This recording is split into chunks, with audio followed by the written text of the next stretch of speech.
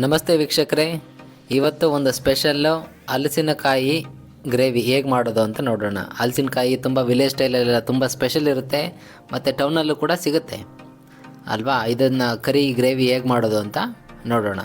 Okay, ಮುಂದಿನ ದಿನಗಳಲ್ಲಿ ಇದರದೇ ನಾವು ಒಂದು ಪಲ್ಯವನ್ನು ಕೂಡ ತೋರಿಸ್ತೀನಿ. ಓಕೆ, ಮೊದಲನೇದಾಗಿ ಆಯಿಲ್ ಹಾಕ್ಕೊಂಡು ಅದ್ರ ಮೇಲೆ ಈರುಳ್ಳಿ ಫ್ರೈ ಮಾಡ್ತಾಯಿದ್ದೀನಿ. ಇದು ಫಸ್ಟ್ ಸ್ಟೆಪ್ ಏನಂತಂದರೆ ನಾವು ಮಸಾಲವನ್ನು ರೆಡಿ ಮಾಡ್ಕೋಬೇಕು. ಮಸಾಲನೇ ಇದಕ್ಕೆ ವೆರಿ ಇಂಪಾರ್ಟೆಂಟು.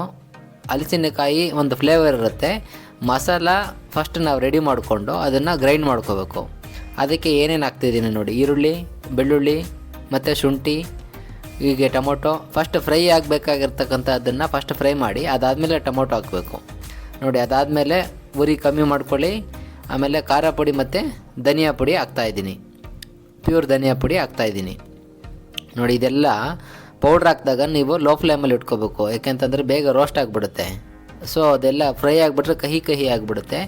ಲೋ ಫ್ಲೇಮಲ್ಲಿ ಇಟ್ಕೊಂಡು ನೀವು ನೀಟಾಗಿ ಮಿಕ್ಸ್ ಮಾಡ್ಕೊಳ್ಳಿ ನೋಡಿ. ತೆಂಗಿನಕಾಯಿ ಹಾಕ್ತಾಯಿದ್ದೀನಿ, ಒಂದು ಸ್ವಲ್ಪ ಸ್ವೀಟ್ ಫ್ಲೇವರ್ ಕೊಡುತ್ತೆ ಮತ್ತು ನಮ್ಮದು ಕರಿ ಅನ್ನೋದು ಗಟ್ಟಿ ಬರುತ್ತೆ ಅಲ್ವಾ. ಈ ರೀತಿ ಚೆನ್ನಾಗಿ ಮಿಕ್ಸ್ ಮಾಡಿ ಒಂದು ಸ್ವಲ್ಪ ರೋಸ್ಟ್ ಮಾಡಿ ತಣ್ಣಗಾದ್ಮೇಲೆ ನಾವು ಇದನ್ನು ರುಬ್ಕೋಬೇಕಾಗತ್ತೆ. ಒಂದು ಸ್ವಲ್ಪ ಮಸಾಲ ಐಟಮ್ಸ್ ಹಾಕ್ತಾಯಿದ್ದೀನಿ ನೋಡಿ, ಮತ್ತು ಚಕ್ಕೆ ಮತ್ತು ಲವಂಗ ಯಾವುದಾದ್ರು ಎಷ್ಟು ಹಾಕಬೇಕು ಅಂತ ಡಿಸ್ಪ್ಲೇ ಮೇಲೆ ಬರ್ತಾಯಿದೆ ನೋಡಿ. ಇದೆಲ್ಲ ಅದು ತಣ್ಣಗಾದ್ಮೇಲೆ ರುಬ್ಕೋಬೇಕು. ಆ ರುಬ್ಬಾದ್ಮೇಲೆ ಮತ್ತೊಂದು ಸಲ ಆಯಿಲ್ ಹಾಕಿ ಆ ಮಸಾಲಾನ ಚೆನ್ನಾಗಿ ರೋಸ್ಟ್ ಮಾಡ್ತಾಯಿದ್ದೀನಿ ನೋಡಿ.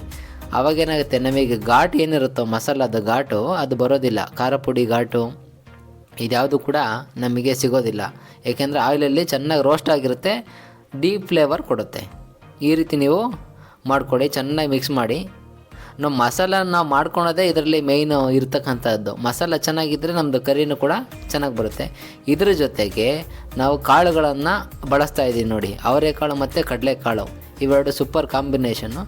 ಅವರೆಕಾಳು ಸೀಸನ್ ಆಗಿರೋದ್ರಿಂದ ಅವರೆಕಾಳು ಯೂಸ್ ಮಾಡ್ತಾಯಿದ್ದೀನಿ ಅಲ್ವಾ. ಇದೇ ರೀತಿ ಇದಾದಮೇಲೆ ನೋಡಿ, ನಾವು ಕ್ಲೀನ್ ಮಾಡಿರ್ತಕ್ಕಂತಹ ಹಲಸಿನ ಬಡ್ಕು ಅಂತ ಕೂಡ ಕರೀತಾರೆ. ಇದನ್ನು ಕೂಡ ನೀಟಾಗಿ ನೀರಲ್ಲಿ ನೆನೆ ಇಟ್ಕೊಂಡಿದ್ದೆ, ಏಕೆ ಅಂತಂದ್ರೆ ಅದು ಬೇಗ ಆಕ್ಸಿಡೇಷನ್ ಆಗಿಬಿಟ್ಟು ಬ್ರೌನ್ ಆಗಿಬಿಡುತ್ತೆ. ಸೊ ಉಪ್ಪು ನೀರಲ್ಲಿ ನೆನೆ ಇಟ್ಕೊಳ್ಳಿ ಕ್ಲೀನ್ ಮಾಡಿದ ಮೇಲೆ ಅಲ್ವಾ. ಅದನ್ನು ನೀರು ತೆಗೆದು ಇದಕ್ಕೆ ಹಾಕಬೇಕು. ಚೆನ್ನಾಗಿ ಮಿಕ್ಸ್ ಮಾಡಿ ನೋಡಿ. ಇದಕ್ಕೆ ಫ್ಲೇವರ್ ಕೊಡೋದು ನಾವು ಮಸಾಲೆ ಎಷ್ಟು ಚೆನ್ನಾಗಿ ಫಸ್ಟಿಗೆ ರೋಸ್ಟ್ ಮಾಡಿದ್ದೀವಿ ಅಲ್ವಾ, ಅದೇ ರೀತಿ ಮಸಾಲಾನ ನೀವು ಚೆನ್ನಾಗಿ ಮಾಡಿಕೊಂಡ್ರೆ ನಿಮಗೆ ಕರಿ ಚೆನ್ನಾಗಿ ಬರುತ್ತೆ. ಮತ್ತು ಇದು ನೋಡಿ, ಹಲಸಿನ ಬಡ್ಕು ತುಂಬ ಸಾಫ್ಟ್ ಇರುತ್ತೆ.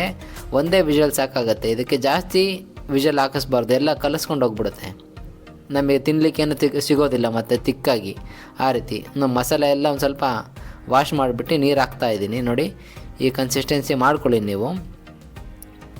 ಸೊ ಈ ರೀತಿ ಮಾಡಾದಮೇಲೆ ನಾವು ಸ್ವಲ್ಪ ಲಾಸ್ಟಿಗೆ ಉಪ್ಪು ಹಾಕ್ತಾಯಿದ್ದೀನಿ.